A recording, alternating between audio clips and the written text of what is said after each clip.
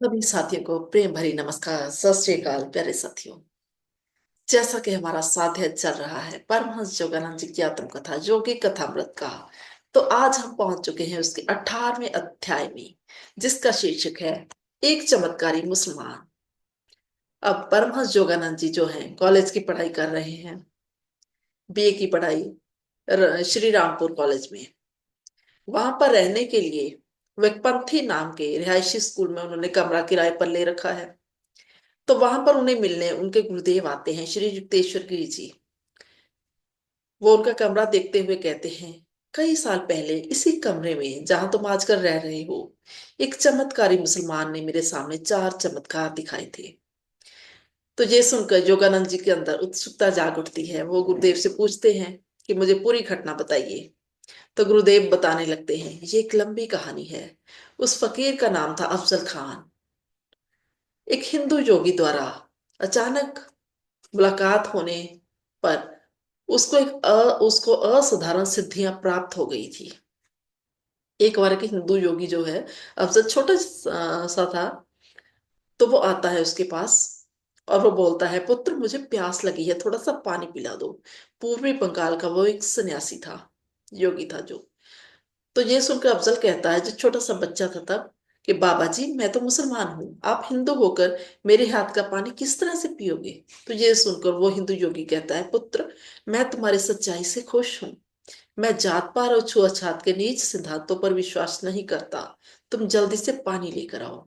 तो अफजल जो है उनकी आज्ञा का पालन करता है और उन्हें लाकर पानी पिला देता है। तो इससे हिंदू योगी बहुत खुश होते हैं और वो अफजल को कहते हैं कि तुम्हारे पिछले जन्मों के कर्म जो हैं बहुत अच्छे हैं। मैं तुम्हें एक योग की तकनीक सिखा रहा हूं जिससे तुम्हें अदृश्य संसार को काबू में करने की शक्ति मिल जाएगी। उससे तुम्हें जो शक्तियां प्राप्त होंगी, उसकी उसका प्रयोग हमेशा मानवता की भलाई के लिए ही करना, कभी भी अपनी खुदगर्जी के लिए मत करना। लेकिन अफसोस है, मैं देख रहा हूं कि पिछले जन्मों की कुछ विनाशकारी प्रवृत्तियों के बीज भी तुम साथ में लेकर आए हो। तुम्हारे पूर्व कर्म इतने ज्यादा उलझे हुए हैं कि तुम्हें इस जीवन का उपयोग इस यौगिक तकनीक को इंसानियत की भलाई के लिए प्रयोग करना चाहिए। तो इस तरह से वो एक यौगिक तकनीक सिखाकर वहां से अंतर ध्यान हो जाते हैं। और अफजल 20 सालों तक विश्वास पूर्वक उस यौगिक तकनीक का अभ्यास करता है और फिर उसे मिल जाती हैं सिद्धियां। और उसके चमत्कारी कामों की प्रसिद्धि जो है चारों तरफ फैलने लगती है। उसके साथ हमेशा एक अशरीरी आत्मा रहती थी जिसको वो हजरत कहकर बुलाता था। और वो हजरत हमेशा उसकी छोटी से छोटी इच्छा भी पूरी करने के लिए तैयार रहता था हमेशा। अब अफजल अपने गुरु की चेतावनी को भूलकर अपनी शक्तियों का दुरुपयोग करना शुरू कर देता है। वो जिस भी चीज को एक बार हाथ लगाकर वापस रख देता है, वो चीज थोड़ी देर बाद ही वहां से गायब हो जाती थी। और यहाँ तक कि उस चीज का फिर पता लगाना भी संभव हो जाता था। वो कोलकाता के हीरे जवाहरातों की दुकानों पर चला जाता था और वहां पर वो जिस भी रतन या गहने को हाथ लगा देता था, जब वो दुकान से बाहर निकलता था, तो वो रत्न और गहने वहां से गायब होकर खुद ब खुद अफजल के पास पहुंच जाते थे। और अफजल अक्सर ही अपने सैकड़ों शागिर्दों के साथ घिरा हुआ रहता था। वो उसकी तरफ ऐसे खींचे चले जाते थे, उनको लगता था शायद अफजल उनमें से किसी को वो चमत्कारी विद्या जो है वो सिखा दे। और कभी कभी वो अपने साथ उनको यात्रा करने के लिए भी कहता था। और रेलवे स्टेशन पर जाकर वो किसी ना किसी तरीके से टिकटों की जो पूरी गुत्थी थी उसको छू लेता था। वो साथ ही उस गुत्थी को फिर वापस करते हुए कहता था, अब मेरा कोई इरादा है नहीं सफर करने का। लेकिन थोड़ी ही देर बाद वो टिकटें उनके पास पहुंच जाती थी और फिर वो और उसके शागिर्द आराम से रेलगाड़ी में सफर करते थे। लेकिन उसके इन कारनामों के कारण क्या था, बंगाल में हाहाकार मच गया। बंगाल के जौहरी और टिकट बाबू जो थे वो भयभीत रहने लगे। फिर पुलिस ने अफजल को पकड़ने की कोशिश भी की, लेकिन पकड़ने की जिम्मेदारी वाला पुलिस महकमा पूरी तरह से लाचार हो गया, क्योंकि उसको दोषी ठहराने वाले जो दस्तावेज सबूत होते थे उसको हजरत को कहकर अफजल जो था हमेशा गायब करवा देता था। तो अब फिर आगे बताते हैं, गुरुदेव कहने लगे कि जी ये जो पंथी भवन है जहां पर तुम रह रहे हो, इसका जो पहला मालिक था वो मेरा दोस्त था। उसकी अफजल के साथ जान पहचान हो गई और उसने उसे यहाँ पर बुलाया। और उन्होंने कहा कि मेरे दोस्त ने मुझे भी और तकरीबन 20 के करीब और आस पड़ोस के लोगों को भी वहां पर बुलाया। उस वक्त वो कहते हैं कि मैं भी जवानी की दहलीज पे पांव ही रख रहा था। तो मेरे अंदर पूरा जिज्ञासा थी कि उस चालाक फकीर के कारनामों को मैं देखूं। तो आगे गुरुदेव हंसते हुए कहते हैं कि लेकिन मैंने ये पूरी सावधानी रखी कि कोई कीमती चीज नहीं पहनी वहां पर। वो कहने लगे कि जब मैं यहाँ पर पहुंचा पंथी भवन में, तो अफजल ने पूरी बड़ी उत्सुकता से मुझे देखा और कहा, तुम्हारे हाथ बड़े मजबूत हैं। हेठ निचली मंजिल के बाग में जाओ और वहां से एक साफ सुथरा पत्थर लेकर उसके ऊपर चाक से अपना नाम लिखकर उसको गंगा नदी में जितनी दूर फेंक सकते हो फेंक दो। तो युक्तेश्वर गिरी जी कहते हैं मैंने उसी तरह से किया। जिस वक्त पत्थर दूर गंगा नदी की लहरों में डूब गया, तो उसने मुझे कहा, इस घर के साथ बह रहे गंगा नदी के जल में से एक बर्तन भरकर ऊपर लेकर आओ। वो बोले जब मैं बर्तन भरकर ऊपर लेकर आया, तो अफजल ने हुक्म दिया हजरत को कि हजरत उस पत्थर को इस बर्तन में रख दो। और जैसे ही उसने कहा, वो पत्थर जो था उस बर्तन में प्रकट हो गया। तो गुरुदेव कहते हैं कि मैंने उस बर्तन में से वो पत्थर को बाहर निकाल कर देखा, तो सचमुच उस पर मेरा नाम जिस तरह से मैंने लिखा था, बिल्कुल उसी तरह से सेम लिखा हुआ मैंने देखा। अब अगली घटना वो बताते हैं कि उस कमरे में हाजिर अनेक मित्रों में से एक था बाबू नाम का मित्र। उसने सोने की भारी चेन और खानदानी घड़ी पहनी हुई थी। तो अफजल ने इन चीजों की सराहना की, जांच पड़ताल की, और थोड़ी ही देर बाद वो दोनों चीजें गायब हो गई। अब जो बाबू था वो बेचारा हक्का बक्का रह गया। वो रुआंसा सा हो गया और बोला, अफजल कृपया मेरी ये जद्दी पुश्ती निशानियां वापस कर दो। तो अफजल कुछ देर मौन में बैठा रहा और फिर बोला, तुम्हारे घर तिजोरी में 500 रुपए पड़े हैं, तुम उनको मेरे पास लेकर आओ, फिर मैं तुम्हें बता दूंगा कि तुम्हारी घड़ी कहाँ पर है। तो हैरान परेशान बाबू बेचारा तुरंत घर की तरफ चल दिया और वो 500 रुपए उसने लाकर दे दिए अफजल को। तो फिर अफजल ने उसे बताया कि अपने घर की छोटी सी पुली के पास जाकर तुम हजरत को आवाज देना, तो वो तुम्हें घड़ी और चैन जो है वापस कर देगा। तो बाबू ने इसी तरह किया। वो बड़ी तेजी से वहां से भागा, लेकिन जब वो वापस आया, तो उसके चेहरे पर सुकून भरी मुस्कुराहट तो थी, लेकिन उसने कोई कीमती चीज नहीं थी पहनी हुई। और उसने आकर बताया कि जिस तरह मुझे कहा गया था, मैंने वहां पर जाकर हजरत को आवाज मारी, तो हवा में से लुढ़कती हुई मेरी घड़ी और चैन मेरे दाएं हाथ में आ गई। और फिर मैं उनको लेकर सीधा अपने घर गया और अपने उस जद्दी पुश्ती घड़ी और चेन को अपनी तिजोरी में सुरक्षित रखकर उसको ताला लगाकर यहाँ पर वापस आया। अब बाबू के जो दोस्त थे, जो देख रहे थे कि घड़ी के बदले में अफजल ने उससे 500 रुपए लिए थे, वो बड़ी घृणामयी दृष्टि से देख रहे थे अफजल को। कुछ देर बाद अफजल फिर बड़ी ही मीठी आवाज में बोलता है, कहता है, तुम लोग जो कुछ भी खाना पीना चाहते हो अपनी इच्छा बताओ, हजरत उसे तुरंत हासिल कर देगा। तो कहते हैं कि वहां पर मौजूद कुछ लोगों ने दूध मांगा, किसी ने फलों का जूस, और बाबू ने विस्की की मांग की। तो तुरंत हजरत ने सील बंद बोतलें वहां पर हाजिर कर दी, और धड़म धड़म की आवाज से वो बोतलें वहां पर गिरने लगी। हर एक व्यक्ति को जो भी उसे पसंद था वो चीज मिल गई। फिर अफजल ने कहा कि सभी लोग भोजन कर सकते हैं। तो बाबू बेचारा बड़ा उदास था। वो बोला, मुझे 500 रुपए के बदले में पूरा राजसी भोजन चाहिए, सबसे महंगा भोजन। और सभी पकवान जो है वो सोने की थालियों में परोसे हुए होने चाहिए। तो जैसे ही सभी लोगों ने अपनी अपनी पसंद बता दी, तो अफजल ने उसी तरह से हजरत को हुक्म दिया। तो बर्तनों की खनखनाहट सुनाई दी। वो बोले, मसालेदार सब्जियां, गर्मा गर्म पूरियां और अनेक बेमौसमी फलों के साथ भरे हुए सोने के बड़े बड़े थाल हवा में से प्रकट हो गए। भोजन की हर एक चीज बहुत ज्यादा स्वाद थी। और 1 घंटे तक खाने पीने का प्रोग्राम चला। और युक्तेश्वर गिरी जी बोलते हैं कि जब हम फिर कमरे से बाहर निकले भोजन करके, तो इतने में बड़े जोर जोर से आवाज सुनाई दी जैसे बर्तनों को इकट्ठा किया जा रहा हो। और जैसे ही हमने पीछे मुड़कर देखा, तो वहां पर चमचमाते थाल तो क्या, भोजन का बची हुई जूठन तक नहीं थी। बिल्कुल सारा कुछ साफ हो चुका था।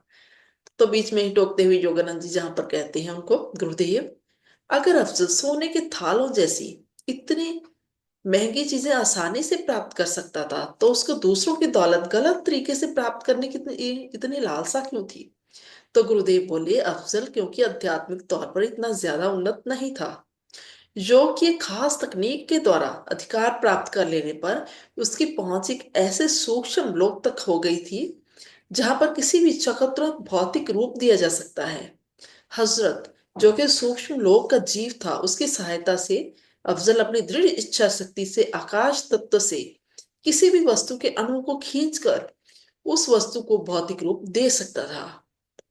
लेकिन जिस तरह सूक्ष्म लोक से प्रकट की हुई वस्तुओं की जो म्याद है वो बहुत ही कम होती है, वो ज्यादा देर तक नहीं रह सकती।